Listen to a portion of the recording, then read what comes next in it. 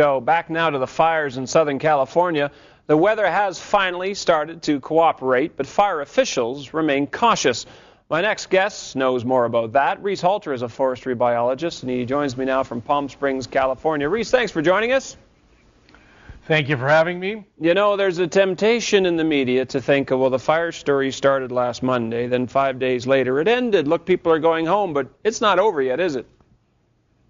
It's not over at all. I mean, welcome to a warming world, and this thing is being fanned by a big old Forno oven, that being the Great Basin of Nevada, Utah, and Idaho. And when this heats up, the red rocks, after 4 or 5 months, the outflow, like a big old balloon stepping on it, it flows right out through Southern California. And this air is so dry, like 10-11% relative humidity, it's sucking all of the moisture out of Southern California, which is already parched. 1877, we have not, since the inception of record keeping, we haven't seen this kind of drought. So whatever moisture is left in the forest is being sucked out. Now these winds, the Santa Anas, usually are active October, November, December, and January, and then take a big old breather.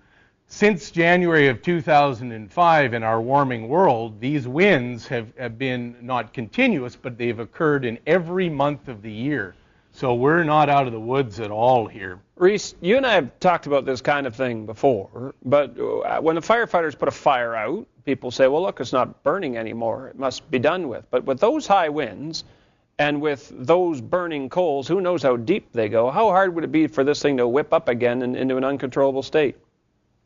Not at all. Not at all. Good point. These forests are, they're so dry that the underbrush snap, crackles, and pops. And this thing can kick up, and we will be on what's called a red flag alert down here well into December, I predict. And you know, there's a movement afoot, and I put it to Governor Schwarzenegger 4 years ago, or we suggested to the governor, that what needs to be done because of the Smokey the Bear forest policies over the last 80 years to suppress all fire. And we live in a fire forest down here. Mm-hmm. Every 20 years, fire naturally comes in.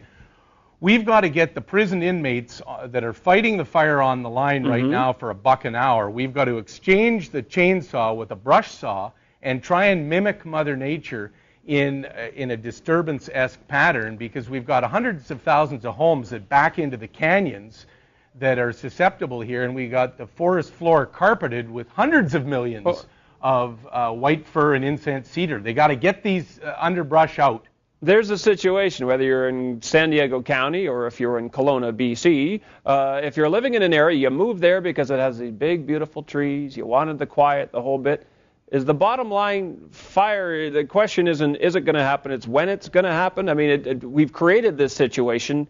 If you live in one of those areas, do you just have to put up with the fact that you'd better be ready to jump in the car when the phone rings?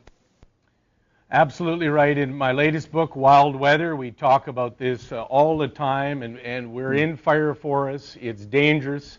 We've got rising greenhouse gases. We're into a warmer Earth, which translates down here and throughout Western North America into a drier Earth, which means we're going to see a lot more fires.